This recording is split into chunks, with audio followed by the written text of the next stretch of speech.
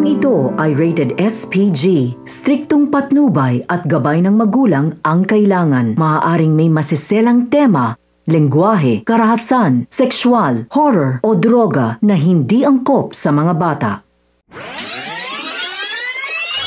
Isang mapagpalang araw mga kapamilya and welcome back. Narito ang mga pinakamainit na tagpo sa FPJ's Batang Quiapo.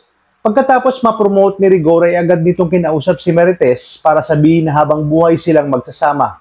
Kita sa mukha ni Marites ang pagkagulat dahil para sa kanya, hindi daw dapat pinopromote ang mga kagaya ni Rigor. Kinalagan siya ni Rigor at sinabi na matututunan daw siya nitong mahalin ulit kahit na ito'y labag sa kalooban ni Marites. Sa kabilang banda, habang naglalakad ay napansin Divina na may sumusunod sa kanya. Inutusan niya ang kanyang mga tauhan na tingnan kung sino yun. Ilang sandali pa ay nakita niya si Tanggol, ang lalaking matagal nang may galit sa kanya. Kita sa mga mata ni Divina ang pagkagulat at takot nang mabanaagan niya ito. Tanggol naman ay galit na galit at handang maghiganti.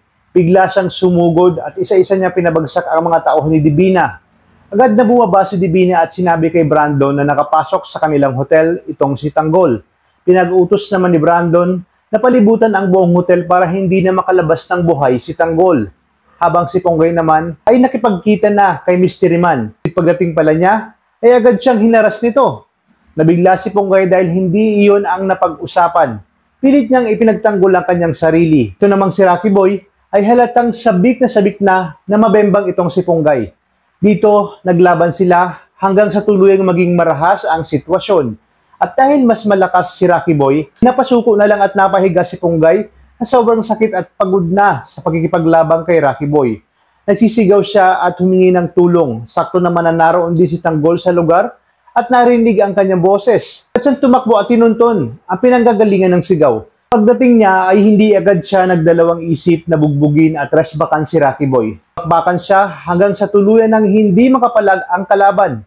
At dito pinatunayan niyang walang sinuman ang makakaapi, lalong-lalo na sa mga babae na katulad ni Ponggay, na wala namang kalaban-laban, lalo na nang malaman niyang anak pala ito ni Divina. Kaya dito, mas lumalim ang kanyang galit at mas naging determinado na ipaglaban ang kanyang pamilya laban sa mga taong nananakit at umaapi sa kanila.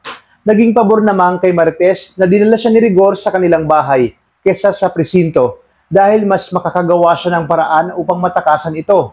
Kaya dito, di kalaunan ay muling natakasan ni Marites itong si Rigor, kung saan makakasalubong niya nga itong si Ramon na dapat sa nakikitain lang ang kanyang matagal na kaibigan na siyang makakatulong sa kanila. Kaya naman pakaabangan natin ang mga tagpong ito.